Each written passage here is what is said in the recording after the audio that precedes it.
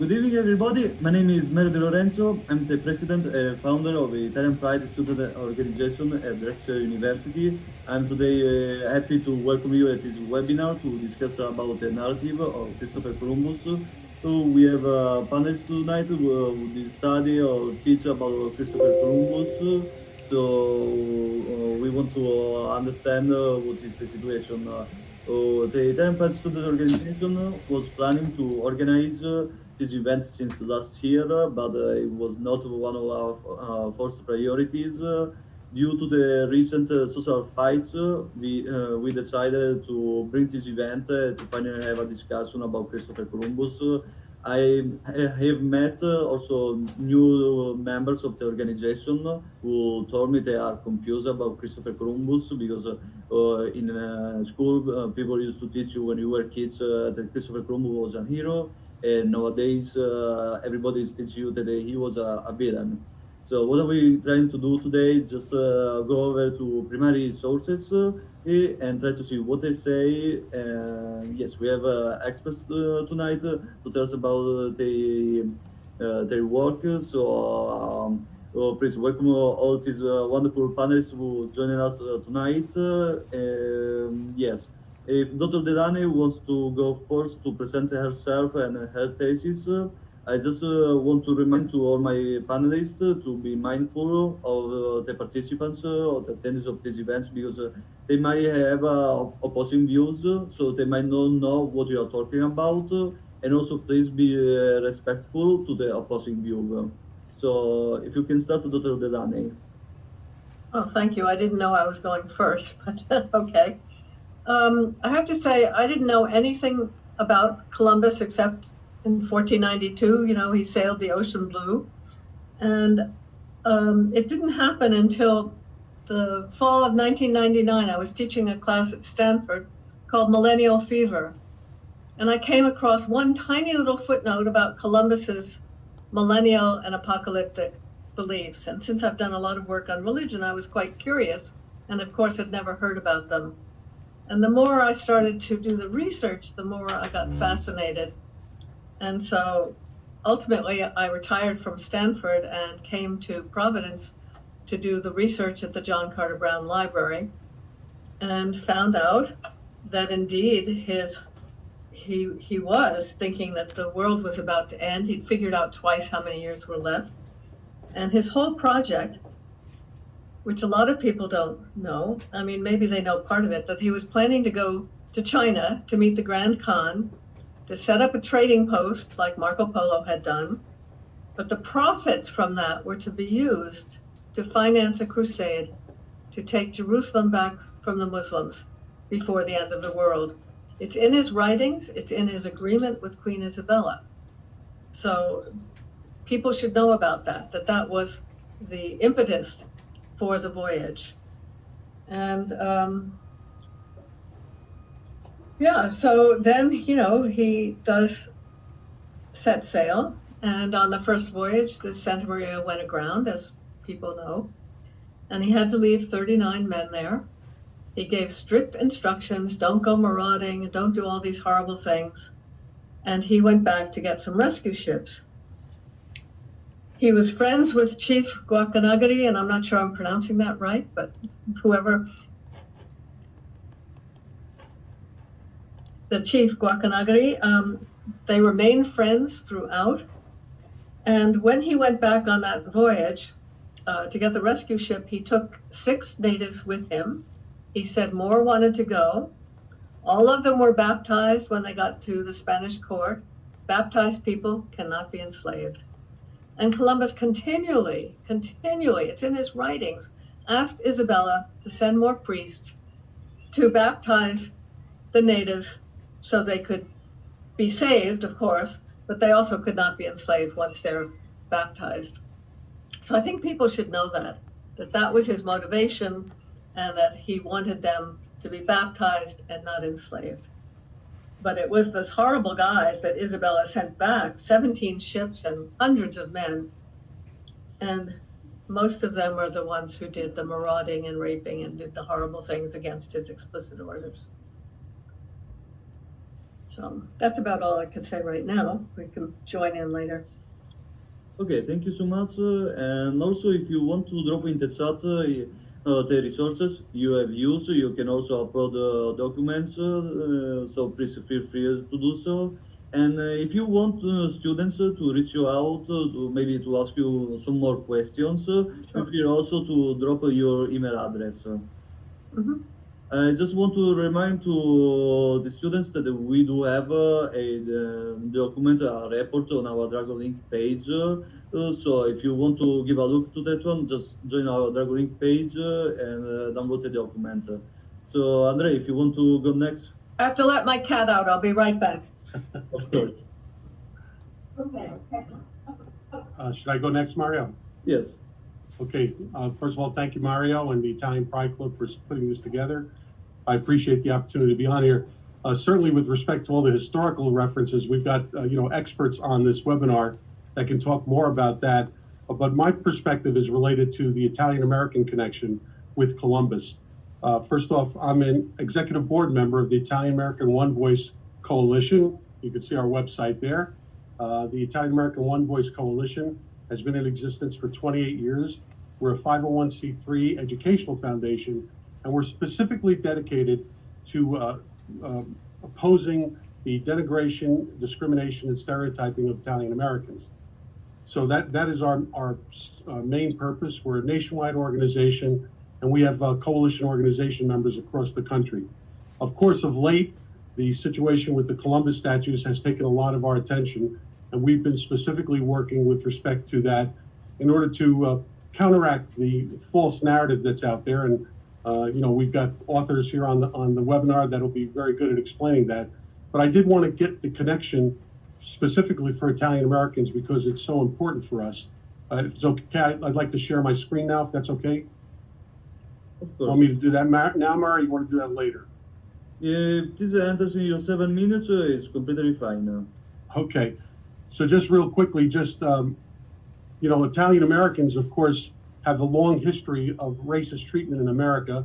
In the early 1880s and in the late 1880s and early 1990s, there was widespread discrimination, denigration, and racism of Italian Americans.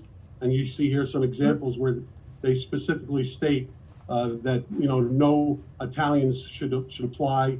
And these are cartoons showing the stereotyping of Italian Americans at the time. And then, of course, we had a pivotal moment in 1891 where the largest single lynching in America occurred of Italian Americans. And these were 11 innocent Italian Americans that were lynched by a mob. And it was not until April of 2019 when the mayor of New Orleans finally apologized for this. And although New Orleans was the single most well-known lynching, there were lynching that occurred in other cities as well. Haddonfield, Louisiana, and you see here this from a newspaper of Tallulah, Louisiana. And it was because of that when President Harrison in 1891 actually declared, 1892, actually declared the first Columbus Day celebration throughout the country as an apology or an atonement to Italian Americans. In fact, at that time, there was such a problem with that lynching and the treatment, we almost ended up in a war between Italy and the United States. So President Benjamin Harrison called that crime deplorable, and on the 400th anniversary, he held the first Columbus Day for patriotic pride and for an atonement or apology. Then later on in 1940, Franklin Roosevelt, and there's a statement for Franklin Roosevelt, connecting the Columbus Day holiday so closely to Italian Americans and the discovery. And we take it fast forward right to a statement by New York Governor Cuomo in June of 2020 that the Christopher Columbus statue was erected at a time when Italian American community was being attacked. And he said the Christopher Columbus statue was more about solidarity with the Italian American community and respect for the Italian American community. And that's why the Italian American community was so offended that they could take down the Columbus statue. Now, just further along that basis, we have a brochure that shows that Italian Americans have actual civil rights, and we have case law here that shows that Italian Americans are considered a cognizable racial group under the 14th Amendment. And therefore, substituting one group's holiday in replacement of Columbus Day, or another group's statue in replacement of a Columbus statue, is discrimination against Italian Americans under the 14th Amendment. So therefore, there is a significant history here with Italian Americans being directly connected to Columbus and the honoring of Columbus.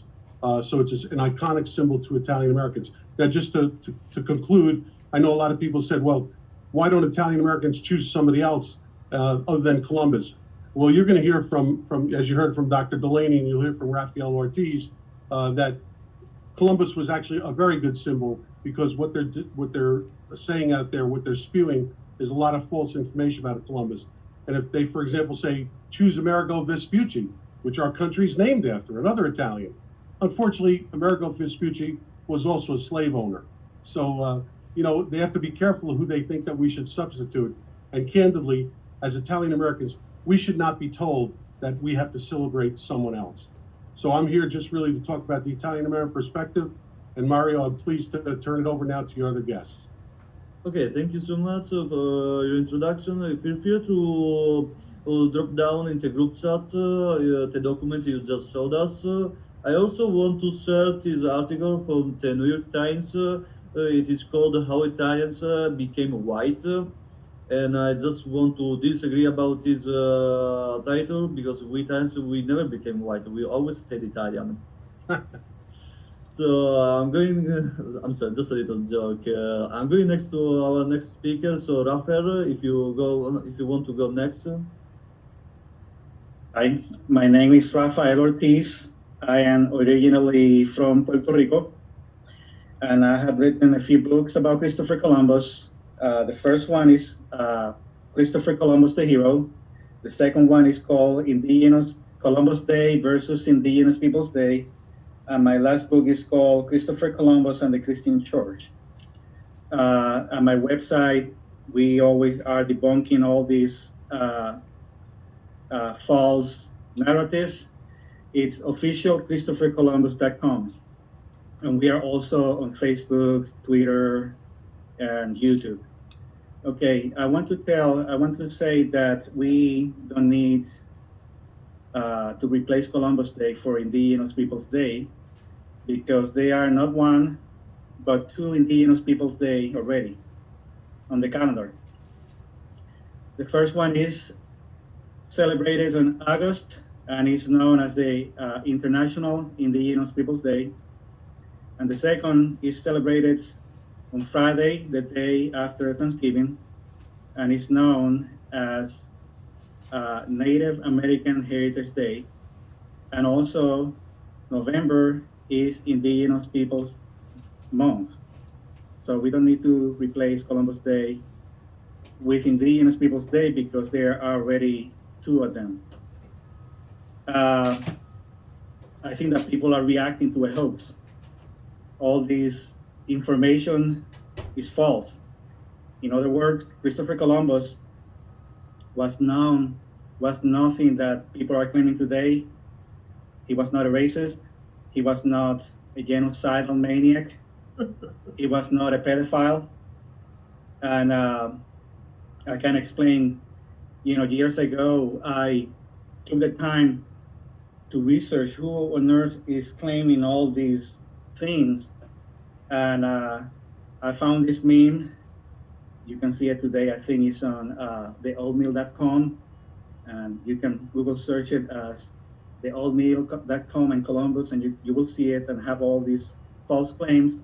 But there are also many other memes. And when you look, you'll see that they always use the same source, Howard Zinn, who was not Right. He's not a guy from the 15th or the 16th century. He was a propagandist from the 20th and 21st century. And there are others too that I mentioned in my books.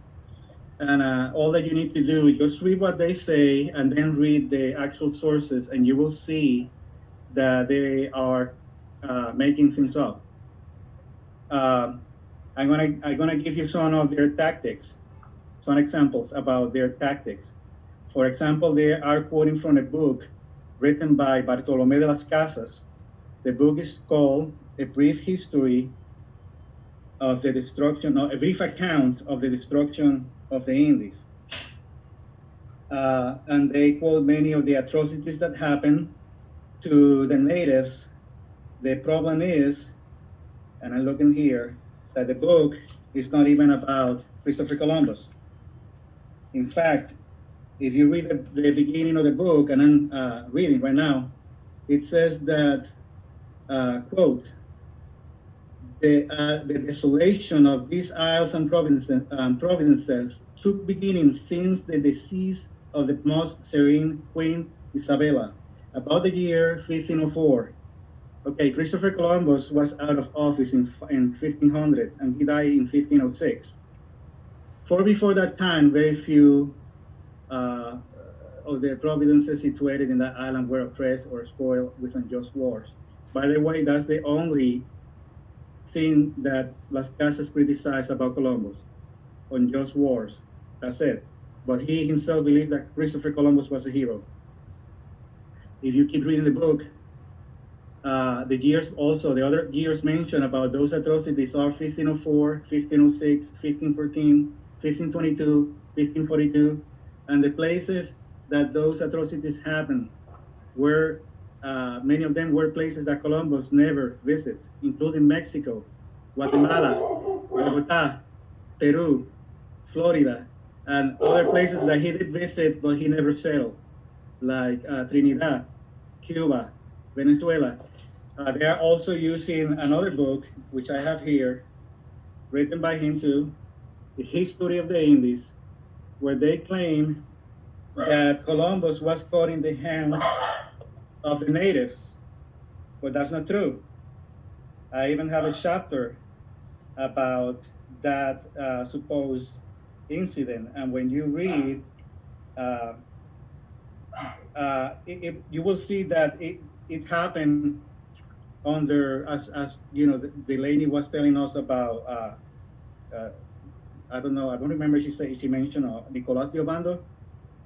But my point is that those things did happen, but happened in another timeline by other people. In other words, they're accusing Columbus of things that he never committed in places that sometimes he never visits. Okay, let me see. And they also claim that, that he was put in the hands of the Indians. Let me see what else. Pedophile. They say that he was a pedophile because supposedly he wrote this letter that he said girls that were sold 9 or 10, but if you read the actual letter, the 9 and 10 are not the ages of the women. The 9 or 10 were the amount of people or women who were for sale. And it says here, this is a quote that they're using to prove pedophilia. For one woman, they give 100 castellanos as for a farm. And this sort of trading is very common, and there are already a great number of merchants who go in search of girls. There are at this moment 9 or 10 on sale. The source letter is from writings of Christopher Columbus, page 165, if you need the full information. But the funny thing, Christopher Columbus is writing that letter reporting the atrocities that the colonies and rebellious people were committing against the indigenous people. That's why I wrote in my book that he was the hero, not the villain. He was punishing them, and they, in turn, they slandered him and removed him from office. And Columbus is writing this letter, reporting everything. And one of the most ridiculous things is that people say about the pedophilia. Well, that letter that he wrote it to a woman. Her name was Juana de las Torres. So it's very silly to think that Columbus was admitting pedophilia to a woman who was also a friend to another woman, the Queen of Spain, who was also a woman and a mother.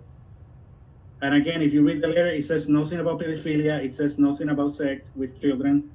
The only evidence that I have seen of pedophilia was when Columbus wrote on his fourth voyage, and I have here the book, he went to visit, I believe it was South America, and he said that the indigenous people, they sent him some girls. One was, I believe, 9 or 8 or 7, and the other one was 11. And he said in the letter that they were acting like whores. And he did not like how they were behaving. And they gave the girls for him for sex. So what he did, he gave them some gift, he fed them, he gave them some clothes, and then he sent them away. So if he was a pedophile, why on earth he was complaining about it? Finally, for now, if we need to rename Columbus Day because of the practice of conquest, war, and slavery, then by the same logic, we should eliminate Indigenous Peoples Day because they were doing the same things. They were practicing conquest, war. You have imperialistic kingdoms like the Incas, the Aztecs, and the Mayas. In addition, they also practice cannibalism and human sacrifices. And I don't see anybody, if we're gonna be consistent here, then we need to also eliminate other celebrations. Maybe we also need to rename for the people. There are some people who want to rename some places that are named after Columbus. Maybe we need to rename America because as Andre said before, he was in a battle and he sold some of the captives away. Maybe we need to rename Mexico because the Mexicans and also New Mexico, they were the people who were, they would sacrifice their own slaves to their gods. Maybe we need to rename the Caribbean because the Caribbean, that's the word cannibal comes from the word Caribbean. They were these indigenous groups who were terrorizing the Caribbean, killing and sometimes eating the people of the islands. And so on. I can keep going on and on. I usually say if Christopher Columbus was here today, he could sue all these people for defamation, and he will win. He could win. And that's my part. Thank you so much, Rafael. I just want to remind you, if you cite sources, to write down their names in the chat so students can read them. I don't want this event to be a propaganda in favor of Christopher Columbus, but I want rather for students to have the opportunity to research for themselves about Christopher Columbus. And now I'm talking about all the attendees right now. So if after this event you think Christopher Columbus was evil or he was a hero, I just want to let you know you are still wrong. This event is not about changing your mind. This event is rated to develop a critical thinking where you can start your own research and learn more about Christopher Columbus on your own. Now, tonight, you're hearing opinions from experts, and that is a good way to start. Later on, I hope you can go deeper into the argument by yourself. So please, Rafael, write down in the chat your sources. Can I just add one thing? Oh, yeah. I think one of the things that's going on about negative views of Columbus is Howard Zinn's book, which is taught in many, many high schools. And it tells horrible things about Columbus that are totally wrong. And so that's I will ask you more about the Zinn book later. Don't worry, I have already a question about that. Yeah, good. Okay, we can go next. Robert, you can start. Thank you. Yes, high schools and grade schools. I can attest to that. So it has not been limited to the university settings. So my name is Robert Petrone. I am a civil rights attorney and a civil rights author. I'm an attorney in Philadelphia. And I did research for Philadelphia's city council when a member of the bar in Philadelphia filed a petition with city council some years ago to eliminate the municipal holiday of Columbus Day. City council got in touch with me and asked if I would do some research to respond to this petition, so I did. Now I've been studying the primary sources for years, and I've read Dr. Delaney's book, and it's magnificent. And anyone, it's called Christopher Columbus and the Quest for Jerusalem, and anyone who has a serious interest in Columbus should definitely read that book. But my research, it was limited to only the primary sources, and the primary sources are finite, and some even can be argued where there may be an ulterior motive to the way certain things are portrayed. For example, one of the primary sources is the Life of the Admiral, a biography of Christopher Columbus written by his son, Hernando Colón. And Hernando was in the process of litigating his rights to his father's titles, his noble titles. And so some criticize the accounts in Hernando's primary source as there being some spin. All right, fair enough. I read the source, and I can see where that argument might be made. One of the other primary sources are Columbus's own journals and logbooks, many of which did not survive. And one might argue, although I don't know that there's as much credence to this argument, that, well, of course, Columbus is going to portray himself in the best possible light. And again, fair enough.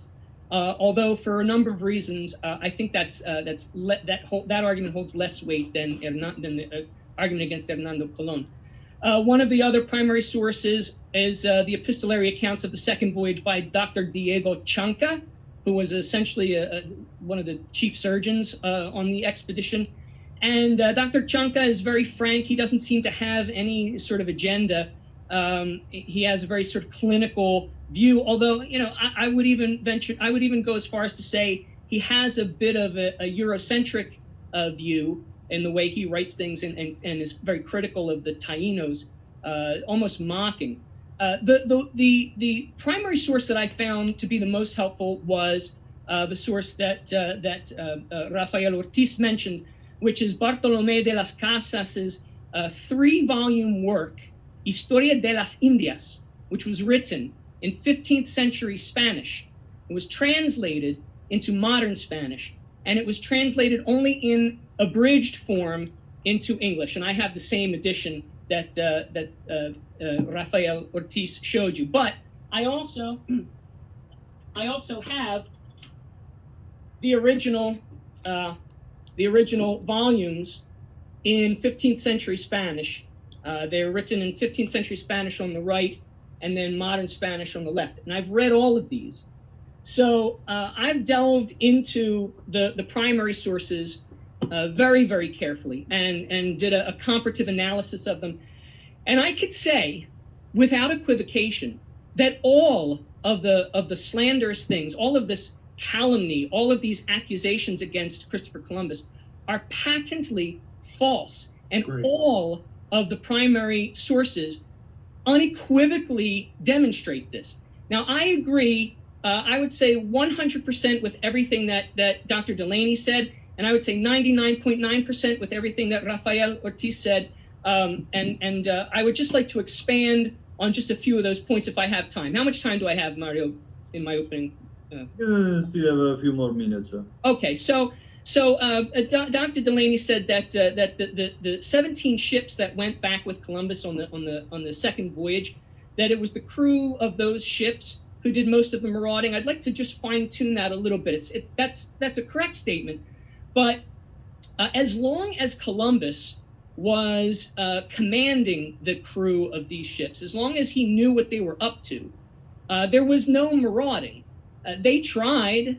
But Columbus at every step made sure that they did not do anything to harm the tribal peoples. He ensured that they engaged in fair trade with the tribal peoples. The sailors tried to exploit them. I want to make a comment here. I was talking about the people, the 39 men he left behind. Yes. They're the ones who went marauding, and then when he came back with the 17 ships, they were all dead. Correct. I wasn't talking about the other guys. Fair enough, Doctor. And yes, thank you for that clarification. So that's correct.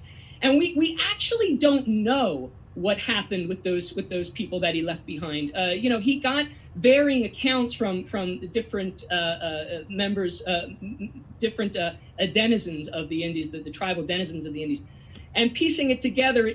We have some idea. We know that a cannibal king by the name of Caonabo of the Carib tribe confessed to murdering all of the settlers. Now, why he did that, he didn't include in his confession. However, the Caribs, every single time they encountered Columbus and his crew, the Caribs attacked unprovoked. Even on the first voyage, even before there was even potentially any reason. Every single time the Caribs encountered Columbus and his crew, they attacked unprovoked, and they also attacked the Taínos unprovoked. So Dr. Delaney talked about Guaycanagari, who was a Taíno cacique, a chieftain. He was Columbus's best friend in the New World. They made fast friends immediately on the first voyage. And while Columbus was in his village, the Caribs attacked, completely unprovoked. And Guaycanagari warned Columbus, even before the attack happened, that there's this tribe out there called the Caribs, and they just go around marauding. And every Taíno that he spoke to on every other island said the same thing. Yes, they come every once in a while, and they kidnap and rape and impregnate our women and eat the babies once the babies are born. And they castrate the young boys and enslave the men. I mean, these people were... Robert, to interrupt you, but I have to ask you to finish quickly. I'm sorry, yes. So I just wanted to clarify that, and Professor Delaney did.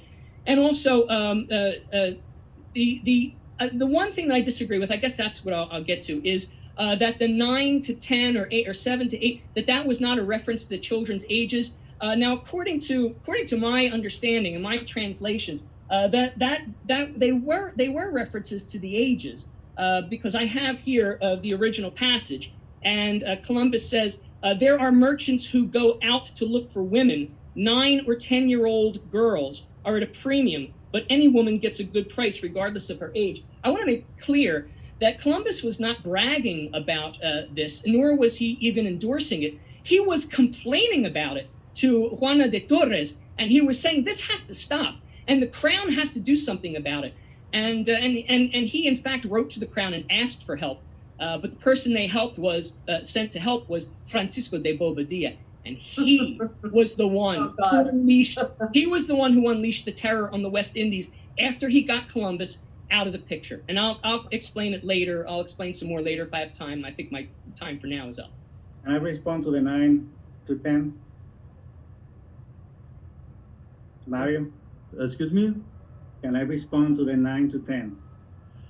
Just Robert will agree far with this. We are all passionate about this topic, but we have to move on and give at the same time to everybody. We can discuss this later if we find time before the question and answers. You can ask questions to the other panelists. Because I speak Spanish and I have read the text in Spanish, so if the 9 to 10 is the ages of I mean, I'm sorry, it's not the ages, but the amount of girls who were for sale. Yes, and yes, regardless of age, but they were not 9 to 10, age 9 to 10. I have read it, and I know that maybe Robert is using Samuel Eliot Morrison's translation. He did not translate it very good. I know there are different translations. That's true. But I have read the original. So, thank you for both of you. Now, if we can move on to Dr. Seitz, who can introduce himself and start with his thesis. Thank you, Mario. And yes, I'm Jonathan Seitz. I'm a professor of history at Drexel. And I freely admit that I am not a Columbus expert. The way I come to this topic is by way of being a historian of early modern Europe more generally, and of the history of science. And for me, so I sort of see Columbus in this wider kind of context. And for me, what's I think so interesting about Columbus is the way that he is kind of a mannequin that different people dress up for their own purposes in particular sort of sets of clothes, right? And he's kind of changed over time in terms of what he means to people and what he's a symbol of. And so for a long time, and maybe a lot of the listeners might have heard of Columbus in the sort of context of the history of science as being the guy who proved that the earth was round, right? Everybody laughed at him, and they threw him out of court after court after court until finally he showed up in Spain, and they were willing to fund his voyage, but everybody else thought he was crazy to go around the backside of the earth. And so that's a story that you don't see it in the historical literature anymore, but you see it in sort of 8th grade classrooms and that kind of thing, and just generally. And it's not true. I mean, that's the first part. I mean, anybody with any education in the 1400s knew that the world was round. Any sailor knew that the world was round. It's very easy to prove formally, but also if you sail away from land, you see the lower parts of the land disappear first. So you see the mountain tops over the horizon, or a ship going over the horizon. You can see the sails when you can't see the bottom. Anyway, everybody sort of knew the world was round. So where did this come from? And this sort of myth that Columbus met resistance because he thought the world was round and other people didn't, actually has its roots in the 19th century and Washington Irving. So Washington Irving, if you've heard of him, you probably heard of him because he's the one who wrote the Headless Horseman, right? He was this novelist. And he was also very anti-Catholic. And so what he really wanted to do was demonstrate how the Middle Ages were a time of Catholic superstition. And one of the examples of this is how they all thought the world was flat until Columbus came along and proved them wrong. And so Columbus was, in that sense, a kind of hero for enlightened and empirical reality against the forces of darkness and superstition and ignorance. And then we get this, so that's one set of clothes, so to speak, for him. But then we get this other one at the turn of the 1900s, where at the time of the 400th anniversary, where Columbus becomes this symbol, as we've kind of talked about, and Mr. DiMino talked about, of sort of this expression of Italian pride in a time when Italian Americans faced a lot of sort of attacks on their place in America, but also because there was a whole industry around commemorating Columbus in 1892. In Spain, there were political reasons to sort of play up him as a major hero, as a sort of emphasis on lost Spanish greatness that could be reclaimed. And in the United States, he was taken as a kind of symbol of the origins of American greatness. And this was, again, at a time where America was sort of trying to come into its own as a great power in the world. So in 1893, they had this World's Fair in Chicago that they called the Columbian Exposition. Now, it was didn't quite make the deadline for the 400th anniversary, but that was part of the idea, right? That here we're showing how great America is, mostly to do with business and trade and wealth and so on. And it all kind of comes from Columbus. And this is also the time where you get a lot of statues erected to him and the beginnings of these sort of annual marches and things, which really hadn't been happening before. So he gets kind of dressed up again in a new set of clothes.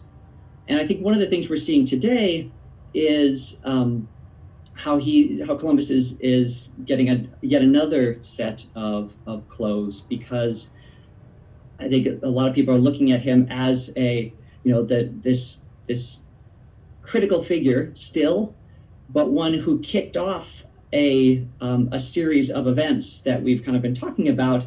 And De Las Casas books talk about it, the decimation of populations. And Columbus was one guy, so there's only so much that he can do for good or for ill. But as a symbol now of the beginning of this process of disruption and, like I say, sort of decimation of the native populations in the Americas, that has now given another different resonance to the Columbus story. And so when people look at Columbus, metaphorically speaking, or physically as a statue on the street, right, they're seeing yet another story there embodied in Christopher Columbus. And that, I think, is what is remarkable. And I think that is maybe what's driving some of these conflicts today about his meaning and our commemoration of him in statue or in a federal or state or local or institutional holiday. So I think I'll stop there, but I'm happy to sort of talk more about it. Okay, thank you so much. So we can go to the next session. I know I promised you there will be an academic face-off, but I couldn't find anybody who could lead the side against Columbus. So instead of this, I give you some homeworks. I hope you have done your homeworks. So a student who was against Christopher Columbus. This student at Drexel University, she started a petition to remove the statue at Marconi Plaza of Christopher Columbus. She was not able to join us today, but she sent me her resources. So I forward you those resources. I hope you have done your homeworks, and I would like to discuss you about these resources. What do you think about them? Yes, because I believe that if these resources were enough for a student to start a petition to remove a statue to a cultural community, these resources are good enough to discuss. May I begin? Oh, yes. All right. Well, first of all, these sources are not sources at all. Exactly. I've taken a look at them. Most of them are just op-ed pieces on internet blogs, and one is a YouTube video by no one of any scholastic credentials with respect to Christopher Columbus. In fact, neither of the blogs are written by anyone with any scholastic credentials. One of them is by Ethan Wallace, who's a BA in communications, and another guy, Vincent Schilling. I mean, none of these people are historians, much less Columbus experts, and none of them cite any of the primary sources.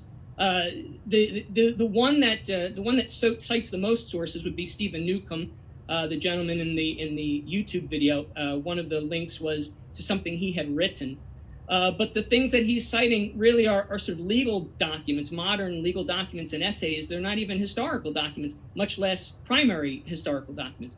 So I would disagree with the very premise that that this YouTube video and these op-ed pieces are sufficient basis to found a petition to remove the statue upon. They most certainly are not.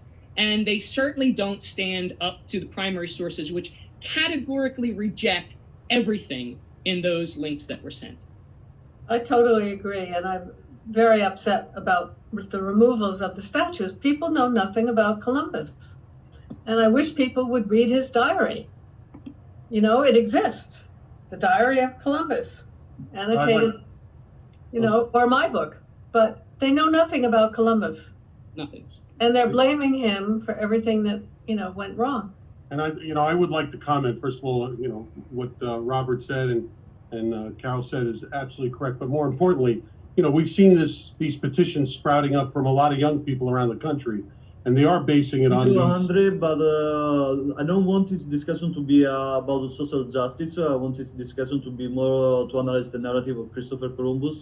So if you want to start to discuss one of these articles or YouTube videos, it would be perfect. I think the students are here actually to fact check all these myths and truths.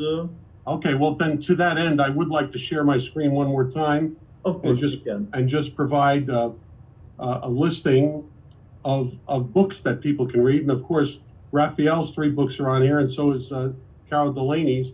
But these are just a listing of 7 different books that, as Rafael and Carol have done, talk about the various disputing of Howard Zinn and disputing of all these things that are out there. So I would offer that if anybody wants to really look into this and go into the background that Robert was talking about, that they look at these books that are more modern books.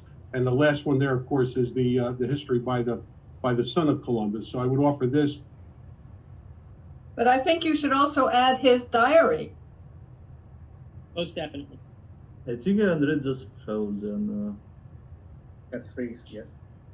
Okay, if somebody else wants to take over. I want to make a comment, if I can, Of course.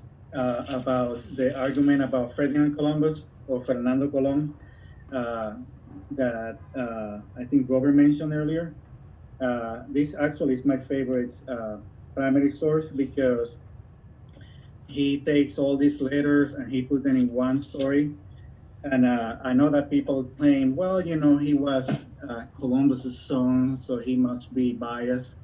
But I always say that if Christopher Columbus was evil, Ferdinand Columbus had the opportunity to expose him to the world. He did not. But also, the way that we know that something is true is when every primary source is consistent.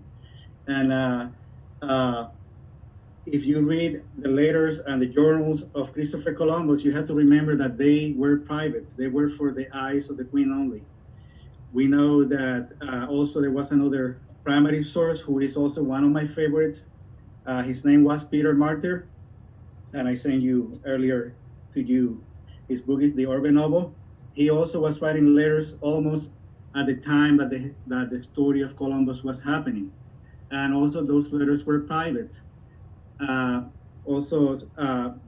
Las Casas, he wrote his book later, many years later, but he used Christopher Columbus, the letters, his journals. He also used Peter Martyr, but he also used Ferdinand Columbus as a source. And they all agree. They all agree. So there is no disagreement with Ferdinand, because again, as I say, Ferdinand was just telling the story that Columbus told to people in private. Even better, the diary, his own words, the diary of Christopher Columbus. It exists. His own words And about also, what happened. and also, many of those letters are free online. If you don't want to pay for it, like me, Or get it in the library. yeah, that's the way that I got. That's the way that I got my first book, his diary, right here in English, translated by John Cummings. I got this book from the library, and then I liked it so much I ended up buying it. But then I found that it's on Google Books, and also Internet Archive, and also Project Gutenberg. You can download those books. Most of them are on Google eBooks for free. One of them is called Writings of Christopher Columbus. Another one is called Select Letters of Christopher Columbus. And also the book that I mentioned, The Urban Novel by Peter Martyr, Volume 1 and Volume 2 is also free. So you can read all these primary sources. But his own diary is very, very important to read. Okay, thank you. Just want to point out that I did upload Rafael primary source in the chat, so you can feel to Google them. And also, I did upload the videos that we were talking about, the videos and documents we were talking about earlier. Okay, Andre, can you hear us?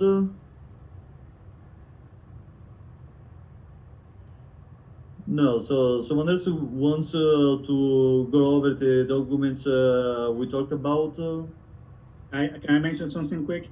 I think Dr. Seitz was saying something. The Las Casas. One second, Well, Rafael. he can go first, and then I think he wanted to respond to something directly. I was going to introduce another point, so if Rafael was going to say something immediately on what we were talking about.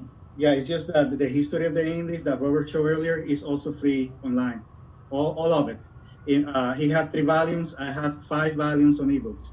If you want to take the pain to read the original in Spanish, which is kind of hard to read, it's right there for free. And yeah, it's free. Okay, thank you.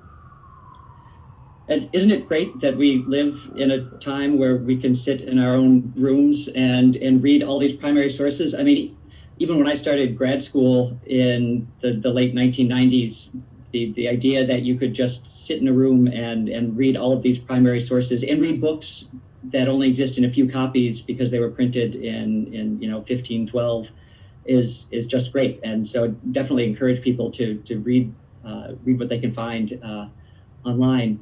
As we were talking, I was reminded of that old adage, never meet your heroes.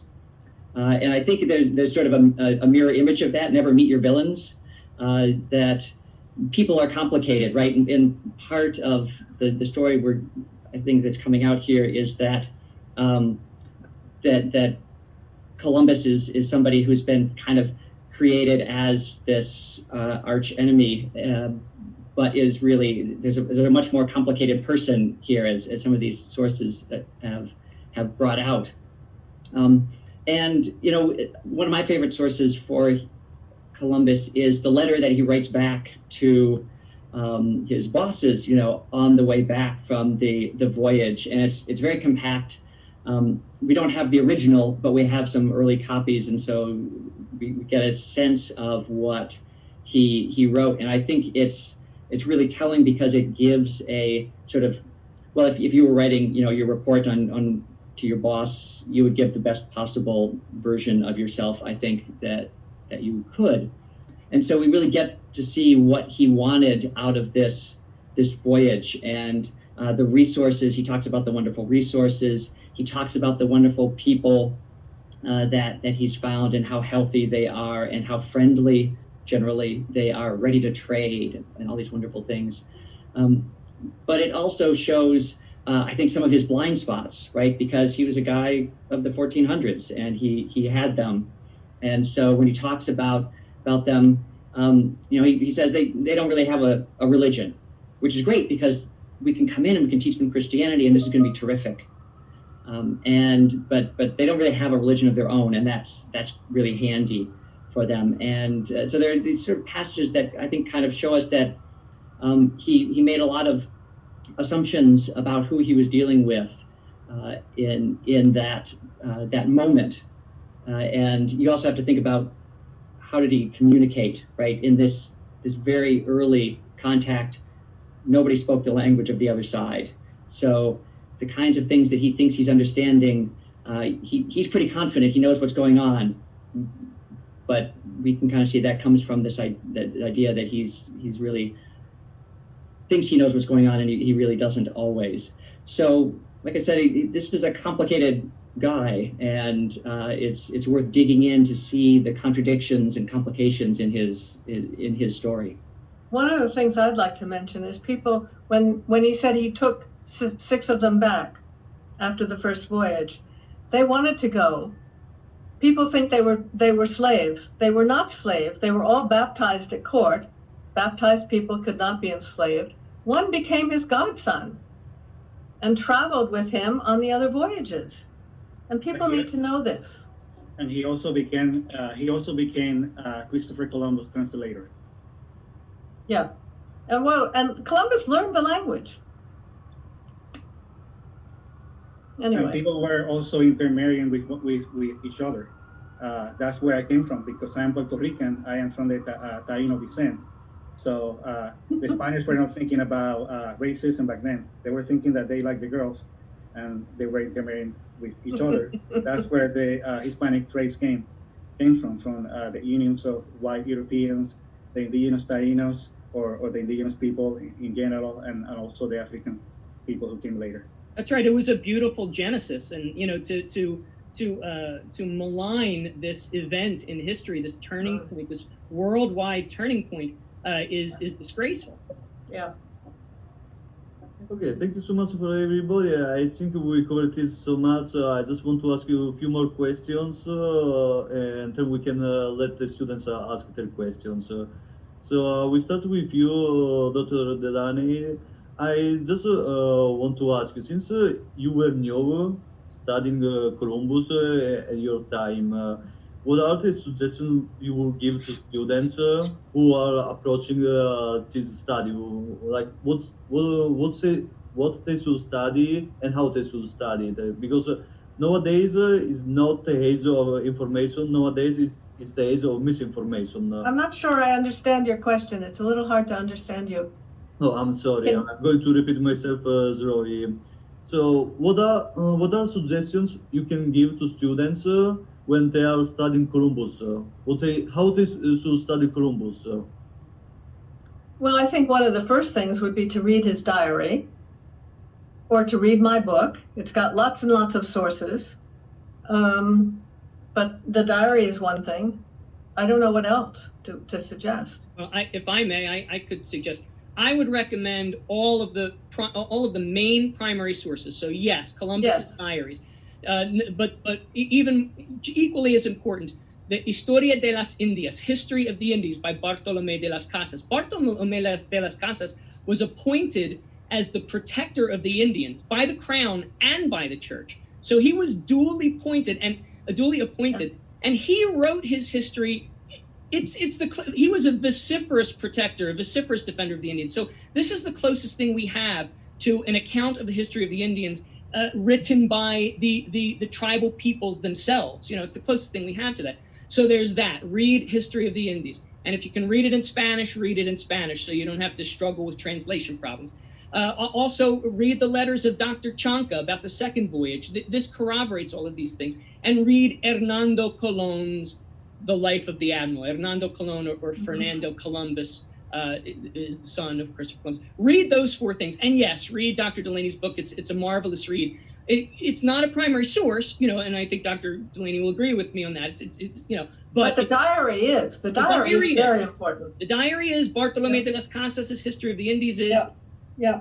And the letters of Chanca and Hernando Colón. Yeah, but I want to ask you a question. Maybe I can ask you to both of you. Just there is a problem that maybe the translation is really bad because I had some experience like reading Columbus writings. So there was especially this passage where many people got confused with that. When the English translation was translated, that Columbus described the Native Americans as servants. They will make good servants. No. But I just want to say it is because in the Italian version, it is translated as Christian. So yes. Columbus did not say good servants, but he said good Christian. And I actually did read the Spanish one, and it says like good servants of God. That at that time meant Christian. So yeah, the more important thing is to read it in context. I mean, you know, we could struggle over the translation of words, but if you read more than just that line, if you read in context of what he's saying, that's exactly what he's saying. He's saying, I want to make them subjects of the crown. In other words, Spanish citizens, give them all the rights, protections, and of a Spanish citizen. You know, the verb subjugar doesn't necessarily mean to subjugate. It means to make a subject of, which in modern parlance we would say to make a citizen of. But he was also referring to being a servant of God, because he saw the advancement of Christianity and advancement of the interests of the crown as one and the same. And he's absolutely not advocating in those passages for enslavement. Everything he ever wrote advocates against enslavement. And even those places where he says very diplomatically to the crown, look, if you really command it, we could bring back slaves, but it's always tempered by, well, we really don't need to. These people are very willing to be Christianized, and there are many passages in his journals and in Bartolomé de las Casas' writings that demonstrate that the tribal peoples were willing to embrace Christianity. He says, we really don't have to enslave them, and he makes it clear. Thank you so much. I think we covered this enough. I just wanted to ask you, how can I avoid scholars' resource like Gene book? How can you determine if that is a real book or a fake news? Well, I would say stick to your primary sources. We know those are tried and true and real. Anything besides that, you know, we don't know where it comes from. And you would have to look at the bibliography that it cites and the sources. Yeah, but also the Gene book is cited. The Zin book. Yeah, I mean, yeah, clearly that's a polemic. I mean, it's terrible. It's terrible. Yeah, he doesn't. There are a lot of claims he makes where he doesn't cite anything at all. And you know, if you look at the other things that he talks about in the People's History of the United States beyond Columbus, he's doing the same thing with every historical figure and every historical event in the United States. He's putting this sort of sinister spin on it, and I think that ruins the credibility of it. I think he read nothing about Columbus or nothing by Columbus. Yeah. Oh, that's clear. Yeah, it's very clear. Yeah, he didn't read any of the we can move on to the next question. I think what we can get out from this question was that students should read the primary resources, preferably try to read them in different versions, not only the English one, because there might be some error. And so just not stick around with one source like the Gene book, but read way more from different opinions and stuff like that. Okay. Yeah, let's be clear. Howard Zinn's book is not a primary source. It's not even a secondary source. It's a polemic. Read the diary. It's so simple. It's propaganda. Just what it's it so is. Simple. Read the diary. It really is. It really is propaganda. That Zinn book. Okay, thank you so much. So I'm sorry, can I add something quick? Yeah, I guess everybody went, so you can get to say something. About the primary sources, I just want to add to always be careful with Bartolomé de las Casas history, because his books is the ones that people are using for propaganda, mostly out of context. but also it was used by propaganda early on when it was published. And that kind of propaganda was known as the Spanish Black Legend, where people were claiming that Spanish were bad, evil people, and so they would send their pirates, other nations would send their pirates to the Spanish colonies so they could terrorize the Spanish colonies. And then that legend evolved into, people start to discriminate against Hispanics because, again, Spanish people are bad people. Because the deal is this, Las Casas is very controversial. There are some parts that he contradicts himself many times. So just be careful. That's why I always advise people, read History of the Indies by Las Casas, not one time, but twice. First, read it one time, then read Peter Martyr's version, and then read again Las Casas, because that's when you're going to notice all the contradictions by Las Casas. And I am not the only one who says so. Anyone who has been honest, who have read Las Casas very carefully, will see that he's full of contradictions. Some people have called him crazy, bipolar, zealot, a liar. I don't believe that he was any of that. I just believe that that's the way that he was, his personality. He always spoke in hyperboles. So just be careful and just read it maybe more than one time. Okay, thank you so much. So I just want to ask you two more questions to Dr. Delaney, but these two questions I will ask to all the other panelists. So the first question is, what is the meaning of discovery and how we celebrate it during Columbus Day? Well, I think maybe because he's the first person who went across that we know of and did discover the land. He'd never landed, of course, in what we call America. It was only in the islands. But he did cross the ocean that theoretically we know nobody else had done and hit land. I mean, of course, he thought he was still on the periphery of China, going to look for the Grand Khan.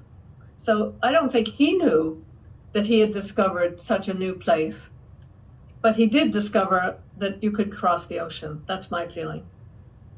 Okay, so I will ask you about the second question, but I just seen a really good question on the Q&A. Is from an anonymous attendee, and he asked if local governments are using inaccurate information to rename Columbus Day to Indigenous People Day. What can Italian Americans do to restore our holiday? So I maybe want Robert to ask this question on the Q&A, so you can just write it down and answer from there. So I can ask the second question to Dr. Delaney. Let me know I just write it in the chat. Is that right? Yes. Do you say Q&A? I just think that the 2 days should be separate. I'm all in favor of an Indigenous Peoples Day, but not as a replacement for Columbus Day. They should be separate. Oh, I'm sorry. I think I got rid of the question. Could whoever posed that question pose it again, and I'll try to click the right buttons this time. They're to Indigenous Peoples Day anyway, right now. If I could add on to what Carol was just saying in terms of this question of discovery. We'll answer the same question to you later. Don't go. Okay. I'll hold off then. Okay, so my second question today I will ask also to all the other panelists is, I'm sorry, just one second. I kind of forgot the second question. I'm sorry. I think we can go over, can go next, and then I will ask the same question. So I'm just going to Rafael. Rafael, just I have like some questions that the student asked me. Mostly with the Italian Pride, we have done a survey asking about recent replacement with Columbus Day, with people Indigenous Day. Many people told me that Columbus should not be celebrated because he initiated the transatlantic slave trade. Is that true? No.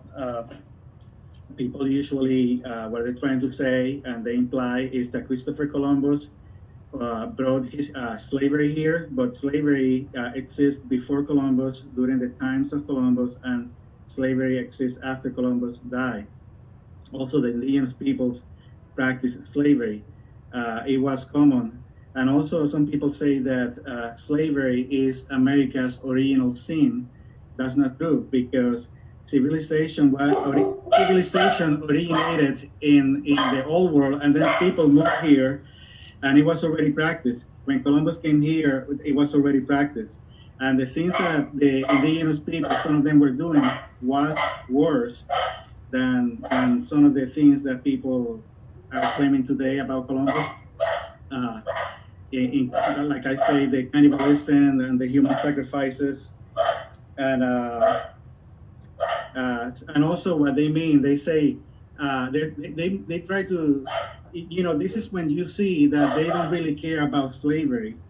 They only care about slavery when we are talking about black people. You see, black people were enslaving other black people. White people were enslaving other white people. Indigenous people were enslaving other indigenous peoples. Indigenous to indigenous. They don't care about that. They only care when the whites imported black slaves here. But somebody on YouTube recently said, no, it's not that Christopher Columbus initiated the transatlantic African slave trade. What they really mean, according to him, is that Columbus was the first one who crossed the Atlantic and sent slaves to Spain. But that's not true, because the Caribs were crossing the Caribbean, the Atlantic Ocean, to invade the islands and enslave the Taínos. And also, according to, I think it's Bernardino de Sahagún, he also said that the Aztecs, they had markets for slaves where merchants would come to buy slaves so they could be sacrificed to their gods. Well, you don't hear any of this anywhere, because it won't fit the false narratives that people. And also, you're going to be consistent. Then we should not celebrate Indigenous Peoples Day, because they were doing the same things that they are condemning about Christopher Columbus. Can I add something about slavery? Oh, yes. Yes, eventually there were slaves sent back, but they were the ones gathered up by Bobadilla and Roldan, and Columbus is one man against them.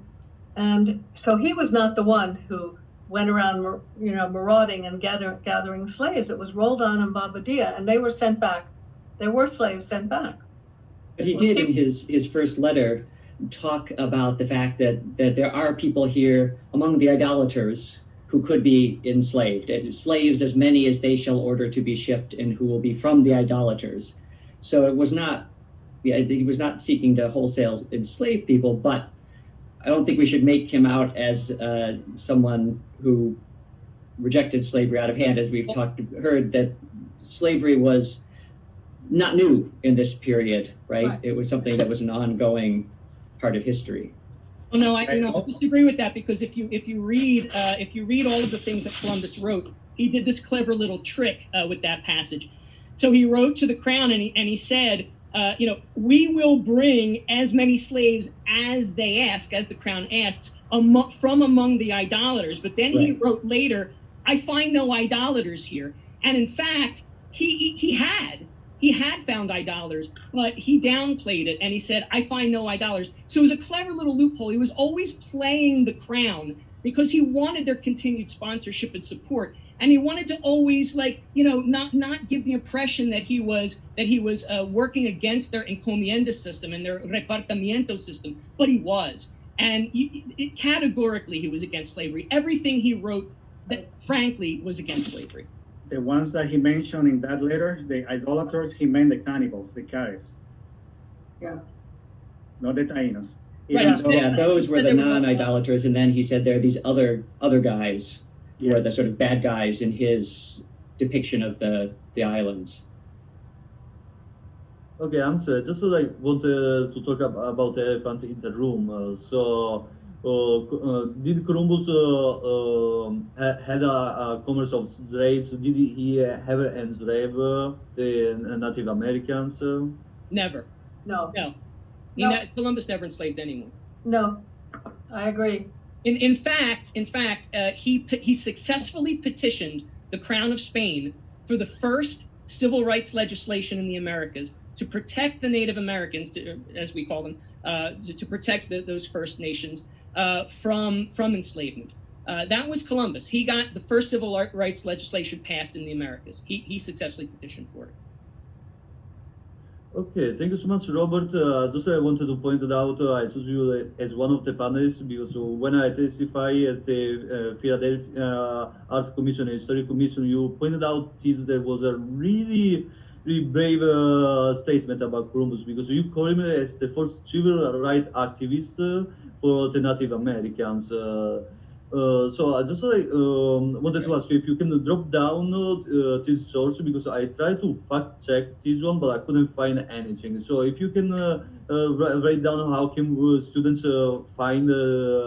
Sure. I mean, I published it online. Is there? I've already published it. So. Can you upload the link in the chat so students can learn about it, read it, or even watch your YouTube channel? Sure. I mean, what I've done is I've written it I have a PDF of it. So if there's a way I could upload that PDF, I could do that. And then you can upload a PDF. You just need to click on the three buttons. Oh, wait a second. No, it's not that. I can upload a PDF here. You cannot upload a PDF. Maybe what you can do is just upload in your Google Drive and then share the link on Google Drive. Yeah, that's fine. Yeah, I mean, I came up with at least 12 reasons why he's the first civil rights activist of the Americas. And each of those 12 reasons come right from the primary sources. So, yeah, there's nothing. Yeah, you said it's brave. I suppose it's brave in this day and age to say that. But it's certainly not a bold statement. It's patently made out by the primary sources. I can help Robert a little bit if I'm allowed. Thank you. You know, in the book that I mentioned earlier that you can find for free on the Google eBooks, it's either the writings of Christopher Columbus or select letters of Christopher Columbus. There is a famous letter from the second voyage. It's called Memorial Letter to I think Torres, and that's when he mentioned slaves, but he was talking again about the Caribs. And he said that they should be treated humanely.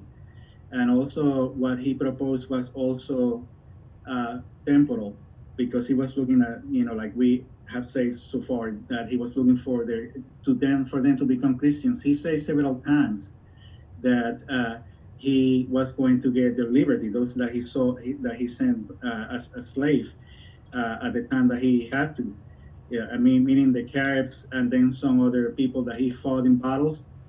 And he sent with the Caribs, and people don't know this, but when he was removed from office, the slavery was suspended by Queen Isabel. People don't know that, but that's what happened. It was suspended. Okay, thank you so much. I think like we talk really so much. So I want to give the opportunity to students to ask questions. So I will just ask a few more questions to Dr. Seitz and Andrea. So Dr. Seitz, when you introduce your point, you may think about an opinion of an Italian opinionist that say that U.S. history is actually based on people's opinion. Do you think you can agree with that? Because the U.S. was founded by the idea of the founding fathers that they were like great fathers, but nowadays people are destroying these figures, and not only them, only Christopher Columbus, but other figures like even Gandhi or even William Churchill. So, do you think like U.S. history is based on people's opinion? I think, you know, anytime we tell the history of a person or a place or a country, that story is necessarily leaving things out. It's a selective story, right? None of us could write the whole history of anything, right? We've been talking about the books to read, and the book we keep sort of adding things to the list because it's always selective. So there are always choices made as we tell the story, and of course we're also human, so there are certainly mistakes that are made. But I don't think that's the same as saying history is just opinions, because at least good history is rooted in careful consideration of primary sources and their meanings and trying to synthesize and wrangle complicated stories into a coherent narrative. And doing that, you're always simplifying, and you try not to oversimplify or something like that. And in terms of, rethinking our own past as a country and some of these significant figures, I don't think it is, somebody sort of said, isn't this sort of unpatriotic to bring up these complications to the stories and kind of mess up the story of these important figures? But I feel like a deep understanding of American history is in fact very patriotic, and to stop reading when it makes you uncomfortable is not really, I think, displaying respect for one's own history or for one's own country, right? It's incumbent on us to really know what happened in the past. And it doesn't necessarily change what happened, right? I mean, the fact that Columbus basically scammed the monarchs of Spain into letting him try out this voyage by convincing them that the world was much smaller than it actually is. I mean, he had the coast of Asia about where Chicago is in his vision. And I mean, he was wrong about that, right? But it doesn't change the fact that he sailed enormous distances and returned alive. The fact that the story is more complicated than he was smart and everybody else was dumb doesn't change what he did. But I think it's useful for us not to turn away from that, but to kind of embrace that and think about what that means and what that tells us. Just like I think it's, he did something really significant. I can't remember who it was who was saying, this is a turning point in history, and it certainly is. What is it that we celebrate when we celebrate him? Because that turning point had, it was a remarkable achievement. It also kicked off some very bad things that, Columbus, we can't blame him for not being psychic and knowing what was going to come. But what exactly is it we celebrate, and what should we recognize even if it's not worth being celebrated? And how do we fit all of that into one story? That's really hard. I think that's what a lot of people struggle with. And the thing was that Columbus actually did anticipate what was to come, and that's why he wanted to baptize the tribal peoples and to claim the land masses for Spain, because then at least these people would be protected by Spain from the Saracens and the Moors who were being driven out of Spain and during the Reconquista, and the Portuguese who were enslaving Africans, and the British who had a militarized navy. At least Columbus. Yes, thank you so much, Robert, but we are running out of time, and all the panelists did not have the time to answer the question. So Sure. just want to give some more time to other panelists, and then we can start to students to let them ask their questions. Also, there was a question in the chat, so I just want to remind you to write your questions in the Q&A. But if some of you panelists want to answer this question, feel free to do it in the chat. So just one more question, Dr. Seitz. This is like something I'm having to discuss with other students. So people who want to tear down the Columbus statues are saying that is not an attack to the Italian community, or to cancel history or to rewrite history. But the side in favor of Columbus is saying that is doing the exact opposite. You're trying to rewrite history, you're trying to hide history. So, what do you think about that? What can be a solution for that? I think what a lot of thoughtful historians have said about, and this is broader than just Columbus, right? About how do we deal with celebrations of people who are complicated and whose legacy is complicated.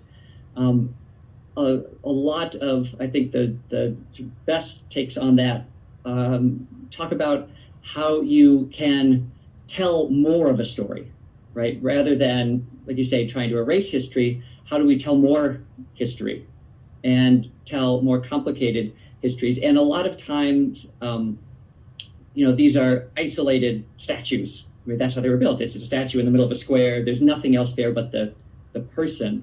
and that maybe the solution is to tell more of the story and recognize the complication. But I also think it's worth, again, recognizing what are the other stories that hang on to this person that aren't necessarily the ones that we see or think about, right? And so, the fact that disease and so on decimated native populations after Europeans arrived, this happened, and it wasn't Columbus's plan, but it did happen. And so again, the meanings here are different as different people kind of come across these things. And so telling a larger story, how you do that, right? That's the really tricky thing.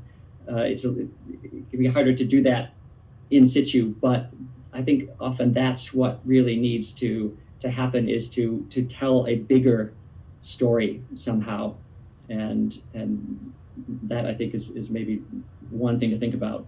Can I comment on that, please? Oh yes, but really quickly, please.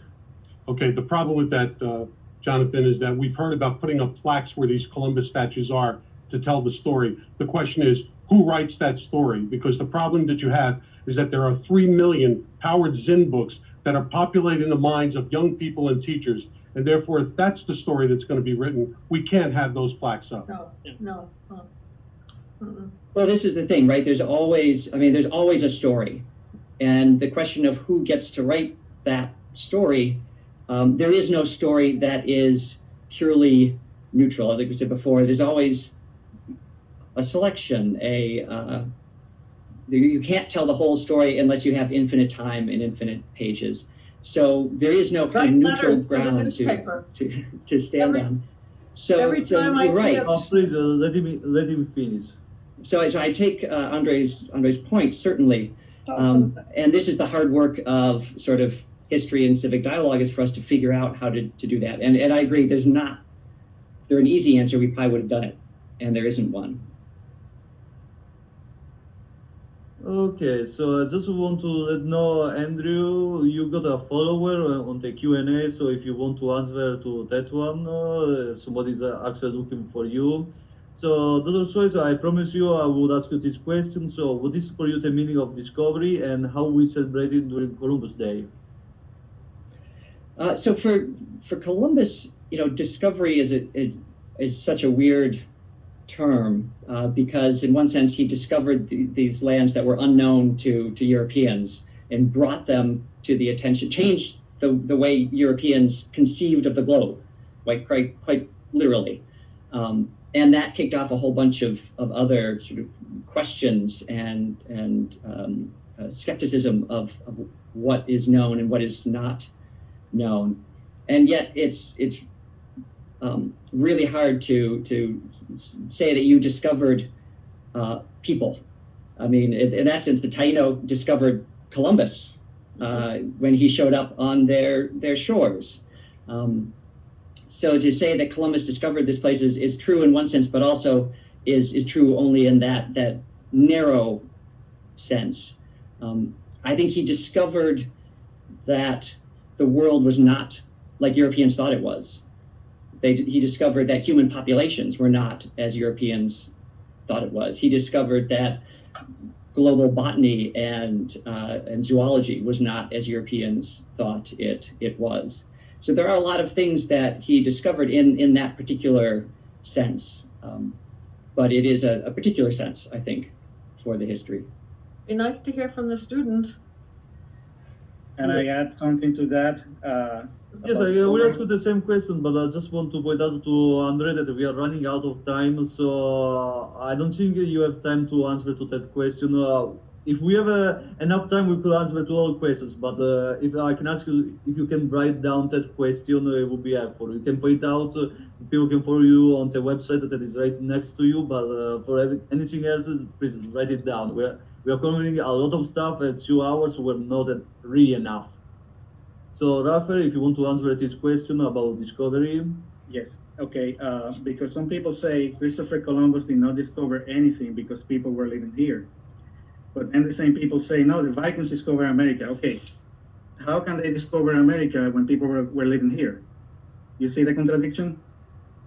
And if you go everywhere online, you will see that in many places they say Christopher Columbus discovered, but then you read about other explorers who came after Columbus, like Amerigo Vespucci and others. They say he discovered this or he discovered that, and there is it's not in quotations.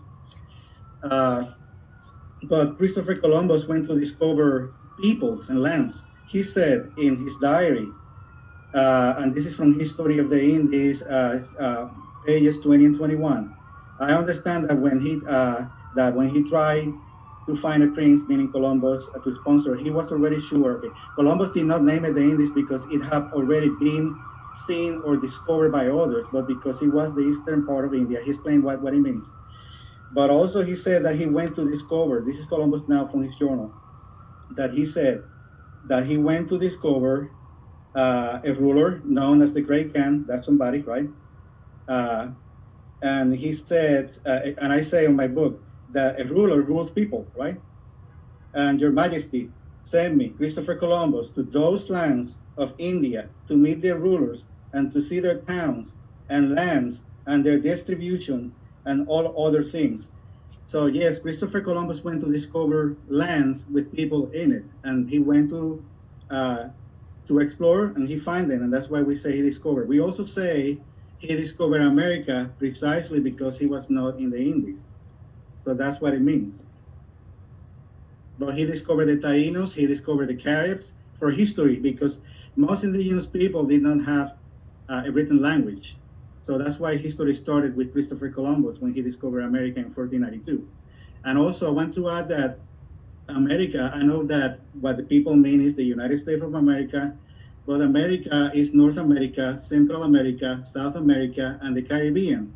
And even Bartolome de las Casas, he said on, I believe it was on the book, A Brief History, or A Brief Account, he said that Christopher Columbus discovered America in 1492, even though he knew that Columbus never reached the continent.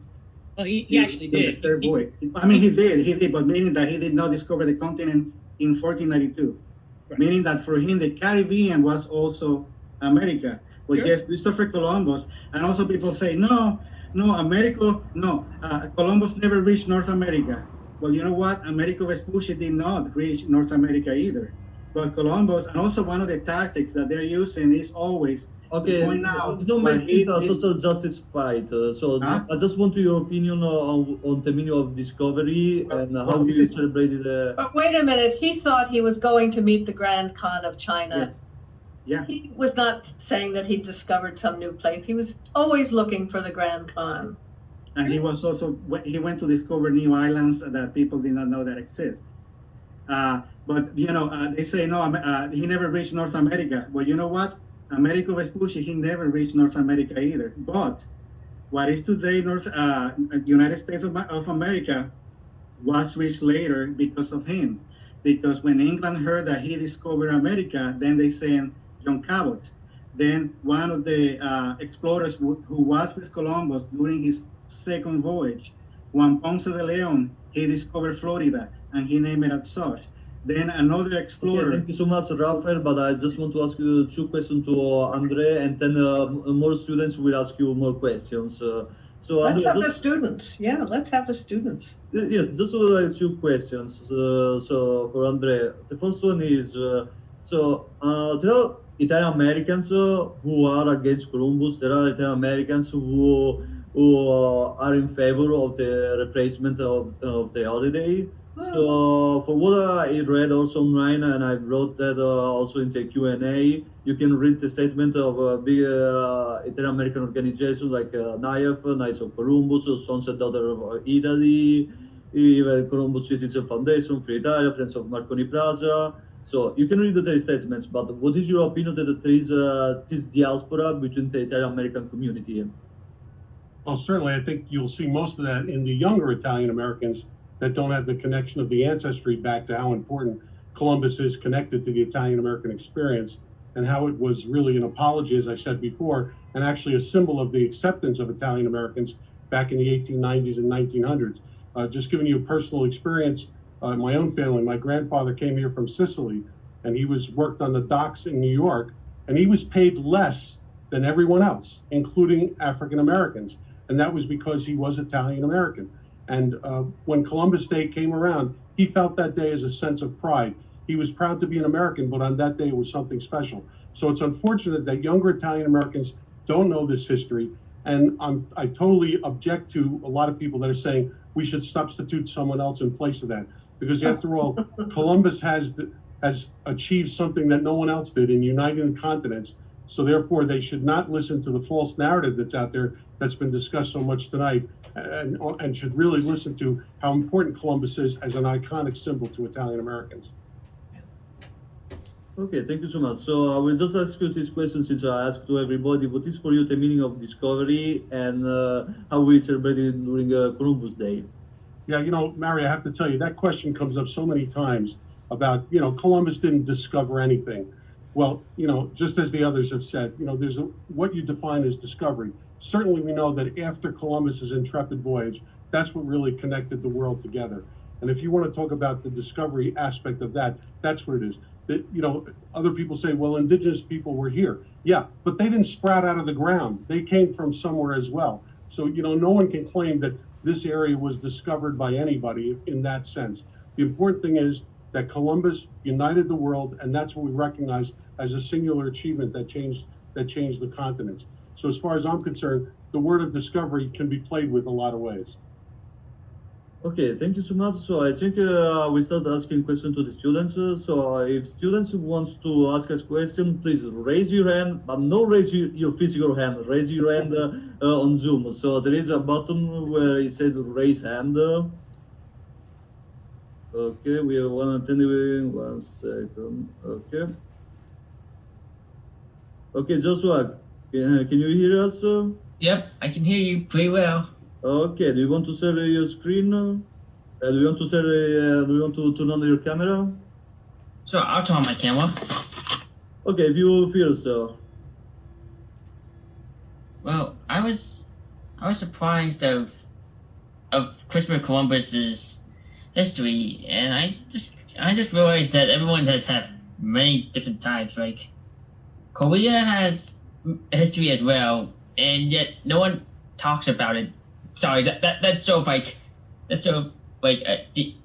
derailing the questions. Sorry about that.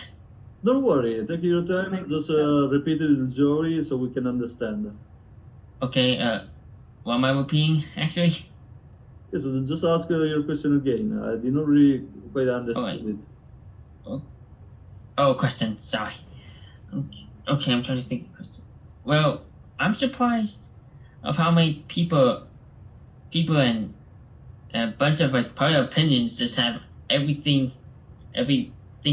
way around the times. But I wonder how can we expand history to other countries as well, along with different cultures, so everyone can get their own opinions, I guess. No, this is about Columbus. It's a good question. We talked with Dr. Seitz about this. Like many people like change history just to fit into their narratives, and yes, Columbus has been used to fit inside many narratives. Columbus has been used for the Italian Americans as a symbol of pride. Also for Roosevelt in the 20th century, like as a symbol to the birth of America. And also nowadays, Columbus is used as a symbol of white supremacy, racism, and is getting used to social fights.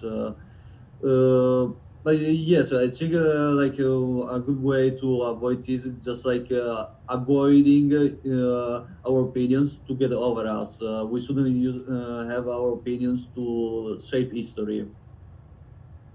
So Yeah. we should just stick around with the facts and don't use our opinions. You've seen nowadays, my partners are really passionate about the topic, but I think we shouldn't be emotionally impacted by this. I understand. It's just that I'm actually confused which one's real facts about Christopher Columbus and which ones are myths, in a sense, a bit. Read the primary sources, Joshua, and you will find the facts. Okay, thank you. Okay, thank you so much, Joshua. I'm going to ask to another student. So just raise your hand if you have questions.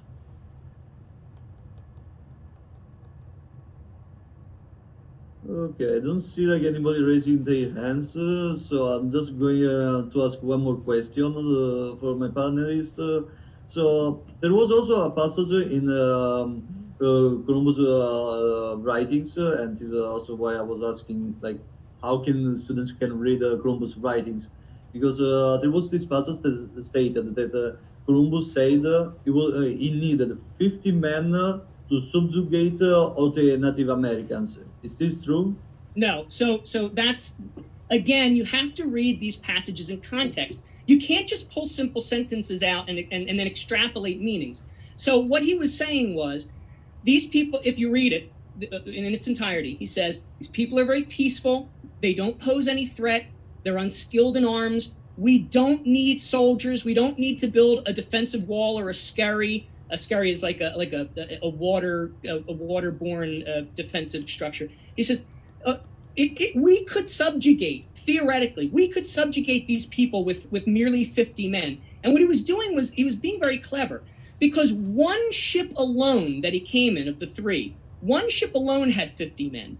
The other two had about 18 each. So he almost had 100 men. So what he's basically saying to the Crown very cleverly is, you don't need to send any military personnel, because with half of the people we have here, we could keep the peace. So no, he was not suggesting send us 50 men and we'll put these people in chains. It was just the opposite. He was using a clever rhetorical technique to dissuade the Crown from any kind of military action. And if you read these passages of context, that's patently clear. Can I add to that too? Oh, yes. Okay, that's the famous statement by Howard Zinn, where one of his tactics is to put two stories or three stories or two or three statements together that have nothing to do with each other. That's right. When you read a book, and you can find chapter 1 online, just Google searches, whatever the name, I don't remember the title of his book, but it won't matter. But you can find that chapter for free. And it says the very beginning, it's the statement that he said that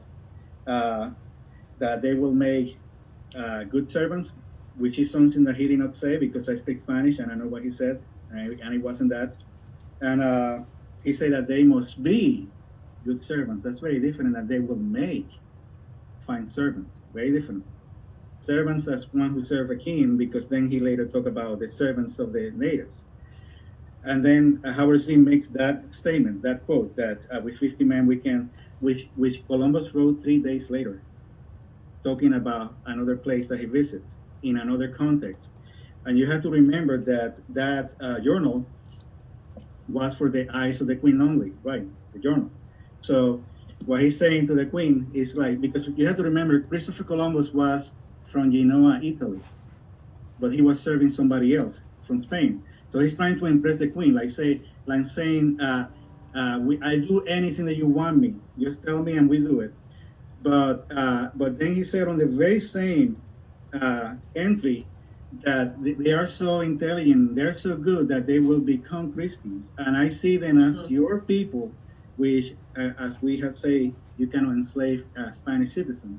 So he was just trying to impress the queen, like, and that's something that surprised me about Christopher Columbus, that he was a very loyal man at a time that mutiny was very, very common, and also political coups. He himself was a victim of political coups. That was very common back then. Yeah, no less than 7. And also he kept asking Isabella to send priests to baptize them. Over, and it's in all of his writings, and baptized people could not be enslaved. And that's what he wanted to have happen. The only thing sent back in chains was Columbus. That's right. When Bobadilla captured him and sent him back. And Bobadilla was the one who was doing horrible things. Yeah, he unleashed the terror on the Indies. Yeah, definitely. Students? I can have more if you want to.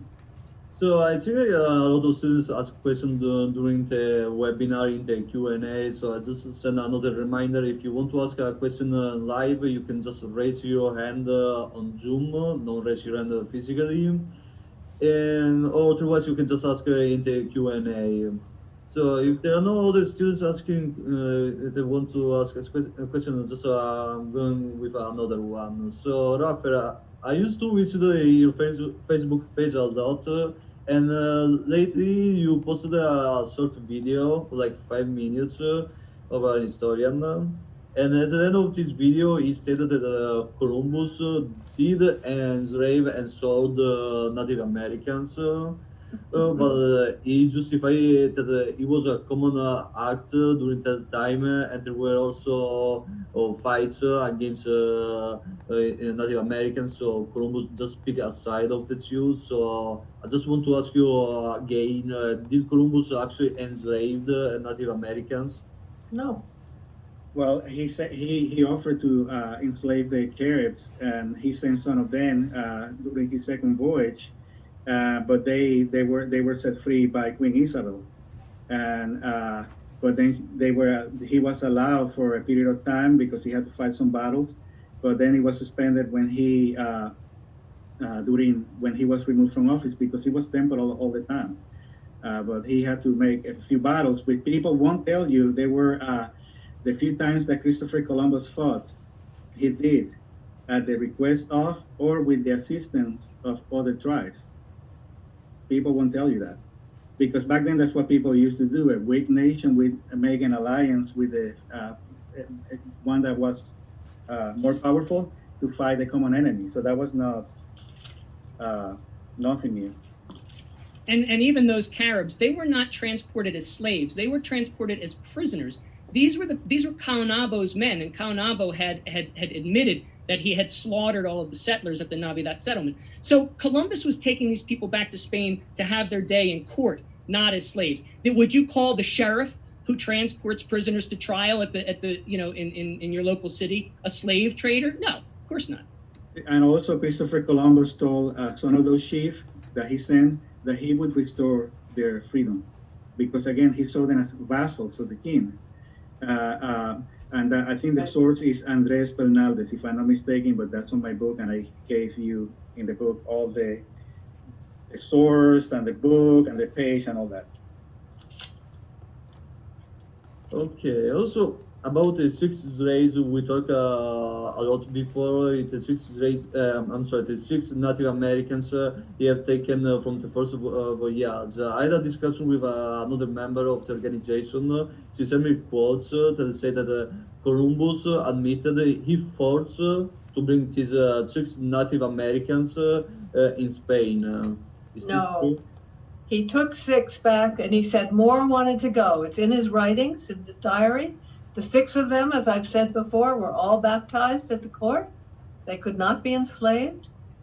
2 of them decided to remain. I said that. 1 became his godson and traveled with him afterwards. And the other 3 went back. They wanted to go back home. 1 of them died at sea on the way back home. So that's what happened to those 6. There were 0 slaves.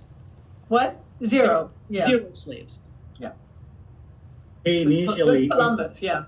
In the beginning, he took 1 or 2. I don't know. He took a few without their consent in the beginning. He did not know the language, but they escaped, or 1 of them escaped. So what Columbus did from that point on, it was to he would grab them, give them gift, and let them go.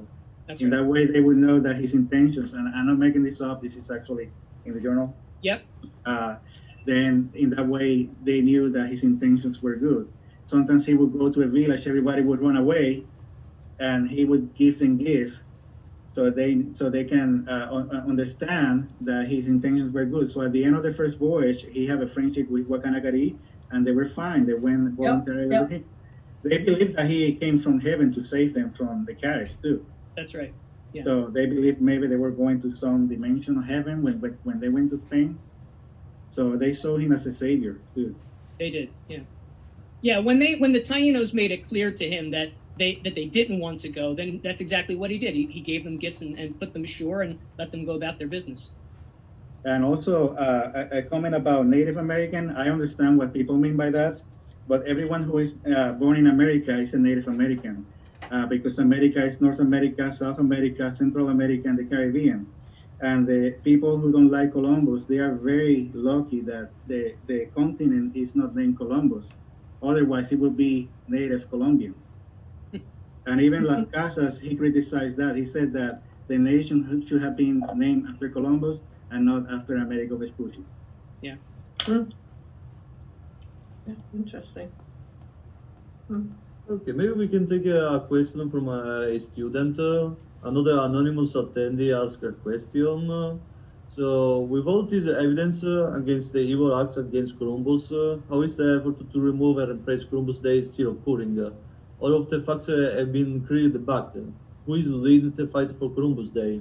Yeah, I could answer that one. I just want to just let me answer this question really quickly. So maybe you have seen the documentary The Social Dilemma. If you have not, I highly suggest it's a great movie about it's a great documentary about how social networks shapes people's minds and influence opinions. So if you want to know more about that, what's that? Because I can tell you clearly that the resources I read, they don't get to other people. So even for me, I can search Christopher Columbus both in Italian and English, and if I confront the Italian search, is completely different from the English search, and also it's completely different from a search that an anti-Columbus would search. So for this one, we should actually have a conversation with all of them. This is what we are trying to have. We are trying to have a conversation and try to debunk some myths and truths. Yes, if you want to get over with this, Robert. Yes, so this is less about the facts and more about an organizing exercise. You know, I spoke to the gentleman in San Jose, California, who fought that fight very early on. And this is what he said to me. He said, the people who are, the detractors who are trying to tear down the statues and eliminate the holiday, you know, you can throw facts at them, but that's, you know,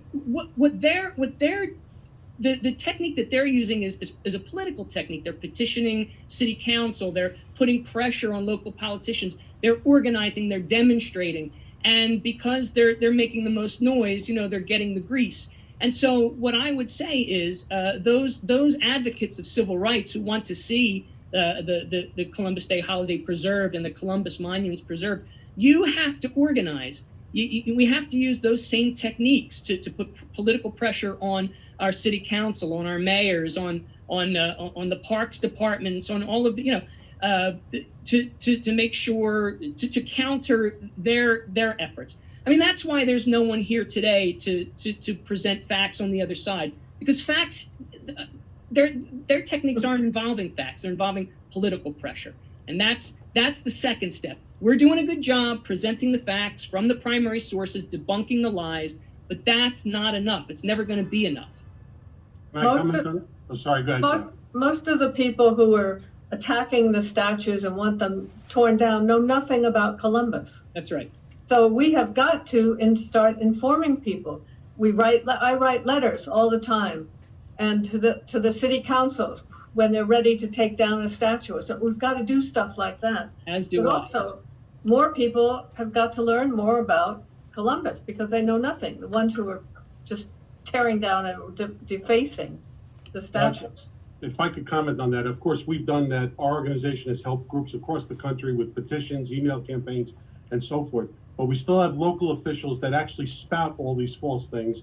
So therefore, we took the next step and we filed federal litigation in one community in the federal court regarding free speech, regarding civil rights of Italian Americans, and regarding the falsehoods that are being perpetrated. So we had to take that next step, and that's the first city that we've done it in, and we'll do it in others in order to counteract this situation.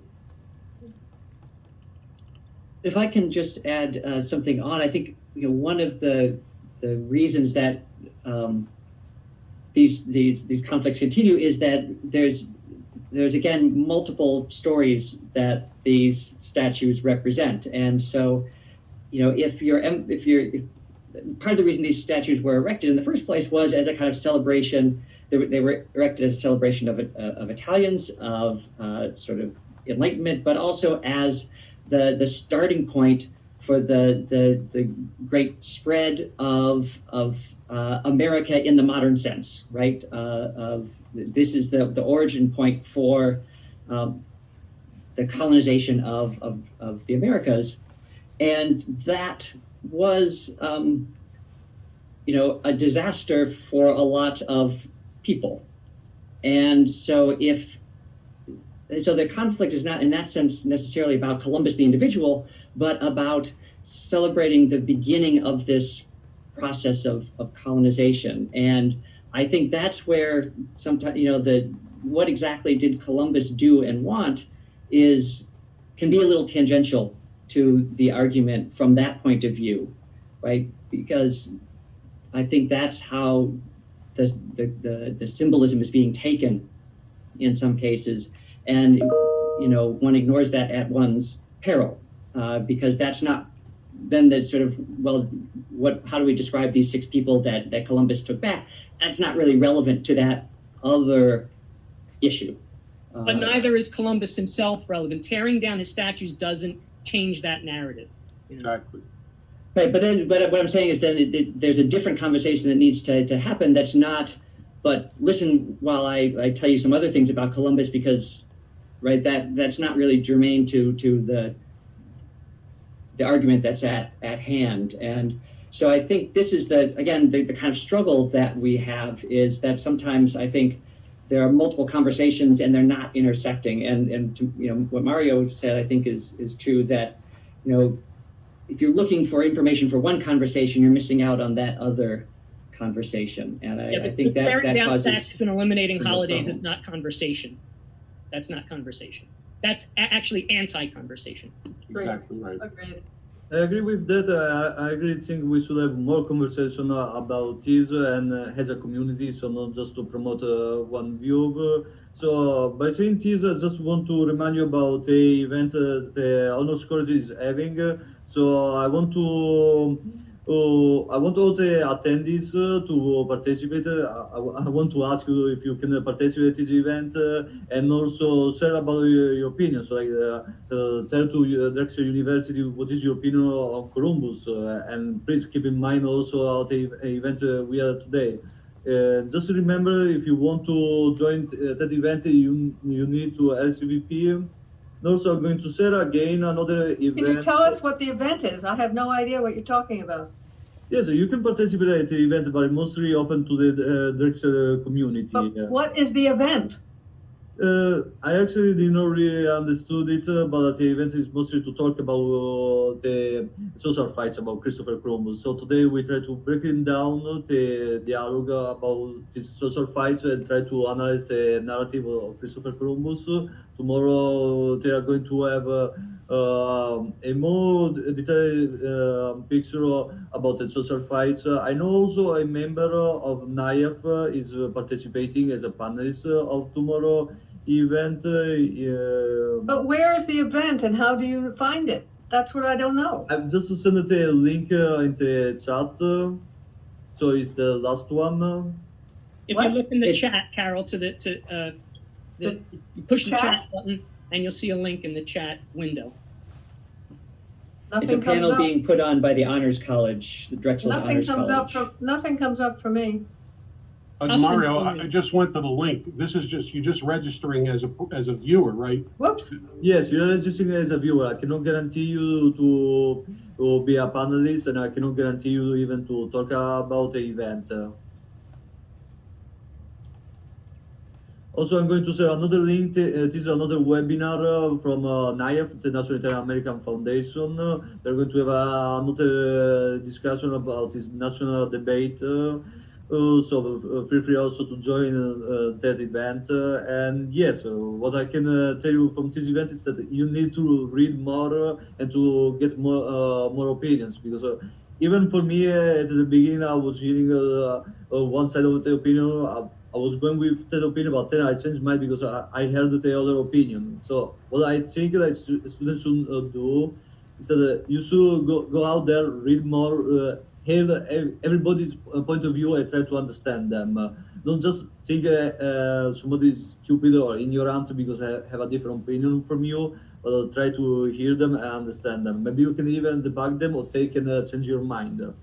So yes. Mario, just as a point of information, that link is requiring a user ID and a password. So there must be a different link to watch this. This looks like a restricted link. Yeah, I don't get it at all. I don't get it at all. There's nothing on my chat at all. The lowest one on We the send chat. you everything by email. Don't worry, Dr. Delaney. Okay. Yeah, because there's nothing on my chat. So what were you saying, Andrea? Okay, no, yeah. There's a place there where it says RSVP, but you have to actually click above it where it says join online. Mm-hmm. So everything is good? Yep, it looks like it's okay. Okay, thank you so much. For me. So I think it is the end. Yes, thank you so much everybody for coming. I will finish the recording. If you want to say one phrase, really one phrase to end this conversation, otherwise we can say good night. Read the primary sources. Don't make an opinion without reading the primary sources. Right. Good. Columbus was the hero and not the villain. And if you can prove me wrong, then I will join your anti-Columbus group. And don't support one ethnicity or group by going against another. And I'd just like to thank everybody for the conversation. Happy Columbus Day 2020. Yes, thank you. Okay. Thank you so Same much. to you. Please feel free to write down your email address if you want the students to reach out with more questions. Or maybe even for the attendees, write down your email address. We can still have this conversation by email. Mm-hmm. Where do we write our email so that everyone In will the see it? chat. In the chat, Very good. In chat right now? Yes. Yeah. How do I Make do sure that? you're sending it to all panelists and attendees, otherwise the students won't see it. So you might have to use. Type a method. I don't see how to do it. You see the chat I will button on the just bottom. write down your bottom email toolbar? address. Don't worry. Yes. Press- I Press have the chat button on the bottom toolbar, and a chat window will open up. It does on the side. It's got other people's That's names. Yes. Now put your cursor in the bottom of that window and start typing. Type the message here. Nothing That's it. happens. You got it. Is your cursor in there? Yeah. Don't Well, worry, my I cursor said There you won't go. go. You did it. Don't worry, people has your email now. Don't worry. It says you're Robert Petrone privately, but I can't do. We've got you, Carol. C. Delaney at stanford.edu, right? Yes, right. Yes. Thank Okay. you. So Mario was kind enough to put your email in the chat. Thank you. Even though I'm not there anymore, I'm in Providence, but everybody knows that email, so I use Okay. it. Very good. Oh, thank you. Send questions, students, because I'm happy to answer them. So please, it would be my pleasure to throw some light and facts and truth. Yeah, me too. Happy to. Okay, I think the students do have your email address, so I will just share also Rafael's email address. So if they want to keep going this conversation, they can do by email. Otherwise, we are out of time. I know we covered a lot, and we still have to cover still more. But for tonight, we can say it's over. So thank you so much for joining us today. Thank you so much for all your passion. I know this is really is really important for many people. So thank you for joining tonight and to make clear a few things. Thank you. Thank you. Nice to meet all of you. Thank you. Nice to Put it meet up you. there. It's you. Have a good night. Good night.